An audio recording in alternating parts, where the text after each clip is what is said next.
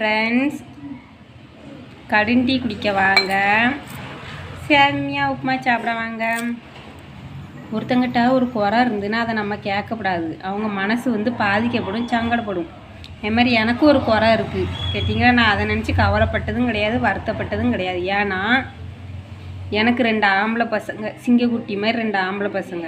இன்னொன்று என் கணவர். நீங்கள் நல்லா பார்த்துக்குவாங்க, என்ன வேணாலும் வாங்கி தருவாங்க, என்ன கேட்டாலும் வாங்கி தருவாங்க, எங்கேனாலும் கூட்டிகிட்டு போவாங்க.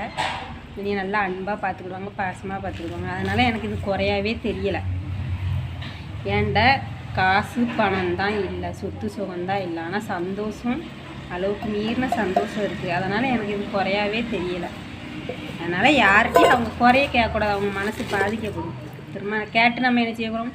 அதே மாதிரி யாரும் என்கிட்ட கேட்டாங்கன்னா நான் அதுக்கு ரிப்ளை பண்ணவே மாட்டேன். அவங்களுக்கு இதுக்கு நம்ம பண்ணணும். நான் சந்தோஷமாக இருக்கேன், என் கணவரோட என் பிள்ளைகளோட நான் சந்தோஷமாக இருக்கேன். எனக்கு அது போதும். அடுத்தவங்களுக்கு பதில் சொல்லிவிட்டு ரிப்ளை பண்ணணும்னு எனக்கு அவசியமே கிடையாது. கேட்டிங்களா? அதனால் நான் எப்போவுமே சந்தோஷமாக இருப்பேன். ஃப்ரெண்ட்ஸ், நீங்களும் சந்தோஷமாக இருங்க, ஜாலியாக இருங்க, எதை நினச்சுமே கவலைப்படாதீங்க. சரியா? என்ஜாய் பண்ணுங்கள் வாழ்க்கையில். சரியா? பாய்.